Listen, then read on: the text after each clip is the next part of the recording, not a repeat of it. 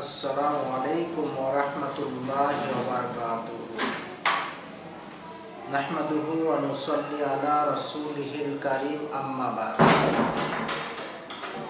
সম্মানিত মুসলিম ভাই ও বোনেরা, আজকে এমন একটি গুনাহের কথা আমি আপনাদেরকে জানাবো বা স্মরণ করিয়ে দিব, যে গুনাহটার কারণে আল্লাহ সুবহানাহু ওয়া তাআলা অনেক রাগান্বিত হন।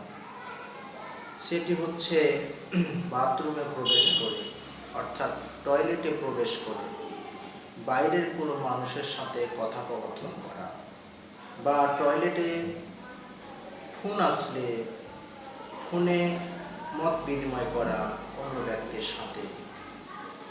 এ ধরনের টয়লেটে বসে কেউ যদি বাইরের কোনো মানুষের সাথে কথোপকথন করে বা সে যদি ফোনে আলাপ করে, তাহলে এটি হলো একটি চরম অন্যায়, যে অন্যায়ের কারণে আল্লাহ সুবহানাহু ওয়া তাআলা অনেক রাগান্বিত হন।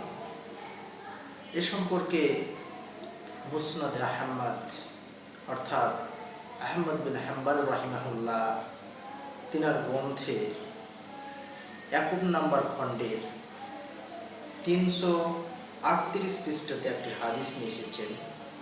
সে হাদিসটি হচ্ছে জাবের রাদিয়াল্লাহু তাআলা আনহু বর্ণনা করছেন।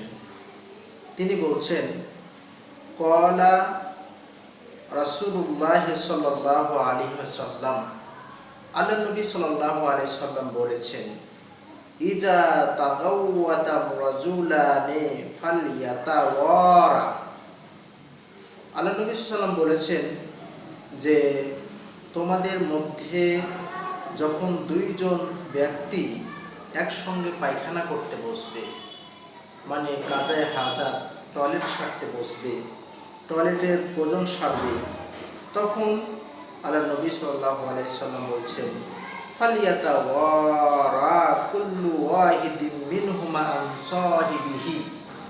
সে যেন তার একজন ভাই আরেকজন ভাইয়ের কাছ থেকে নিজেকে পর্দা করে, অর্থাৎ তার যে সতর, এই সতরের জন্য সে হেফাজত করে।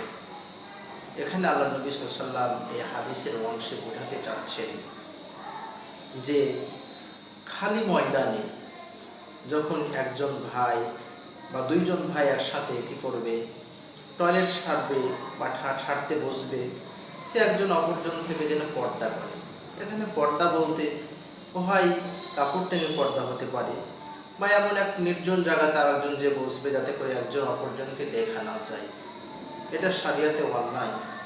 এই সতর উন্মুক্ত করা, অন্য পুরুষের সামনে নিজের স্ত্রী বা দাসী ব্যতীত অন্য পুরুষের সামনে বা অন্য কোনো মেয়ের সামনে সতর খুলে দেওয়া বা সতর উন্মুক্ত করাটা, এটা একজন মুসলিমের জন্য হারাম। এই হারাম কাজ থেকে আমাদেরকে বাঁচতে হবে। কিন্তু আমি আজকে জানাতে চাচ্ছি এই হাদিসের মাধ্যমে, হাদিসের যে সুসংস একটি কথা বর্ণিত রয়েছে, সেটা হচ্ছে যদি আপনি কি করেন, টয়লেট সারা অবস্থাতে, টয়লেটে থাকাকালীন অবস্থাতে যদি আপনি বাইরে, টয়লেটের বাইরের বা ভিতরের কারো মানুষের সাথে যদি কথা বলেন, বা যদি ফোন আসে, এই ফোনে যদি আলাপচারিতা করেন, তাহলে এই কারণে সব থেকে আল্লাহ সুবহানাহু ওয়া তাআলা রাগান্বিত হন। আল্লাহ নবী সাল্লাল্লাহু আলাইহি ওয়াসাল্লাম শেষ অংশে বলছেন, ওয়ালা ইয়াতাহাদ্দাসা, তোমরা একে অপরের কথা বলবে না। প্রস্রাব বা পায়খানা ফেরার সময়তে, টয়লেটে বাথরুমে থাকার সময়তে তোমরা একে অপরের কথা বলবে না। অনেক সময়তে আমরা দেখি যে আমাদের ফোন এসেছে, ফোনে টয়লেটের মধ্যে আমরা ফোনে কথা বলছি। এ ধরনের আচরণ ইসলাম সমর্থন করে না। এই সমস্ত আচরণ থেকে আমাদেরকে বাঁচতে হবে।